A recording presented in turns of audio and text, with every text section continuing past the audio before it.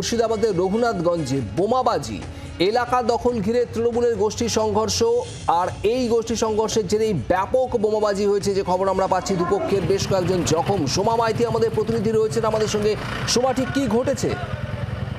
দেখো, যেটা জানা যাচ্ছে পুলিশ সূত্রে যে রঘুনাথগঞ্জের সেকেন্দ্রা এলাকায় তৃণমূলের দুই গোষ্ঠীর মধ্যে বোমাবাজি হয়, দুপক্ষের মধ্যে ব্যাপক সংঘর্ষ হয়, দুপক্ষকেই আক্রমণ করে এবং মূলত এলাকার দখলদারি নিয়েই এই গন্ডগোল, এমনটা কিন্তু প্রাথমিকভাবে জানা যাচ্ছে। ইতিমধ্যেই এই গন্ডগোলের জেরে 3 জন আহত হয়েছে, তাদেরকে রঘুনাথগঞ্জ হাসপাতালে ভর্তি করা হয়েছে। এলাকায় উত্তেজনা রয়েছে, ঘটনাস্থলে পুলিশ পৌঁছেছে।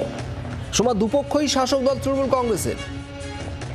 দেখো, এখনো পর্যন্ত কিন্তু সে খবরই পাওয়া যাচ্ছে যে দুই গোষ্ঠীর মধ্যে গন্ডগোল হয় এবং মূলত এলাকা দখল নিয়ে গন্ডগোল, এবং দুপক্ষই হচ্ছে শাসক দলের কর্মী সমর্থক।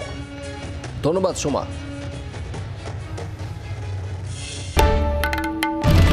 বাংলার আওয়াজ, বাঙালির আবেগ, জি 24 ঘন্টা।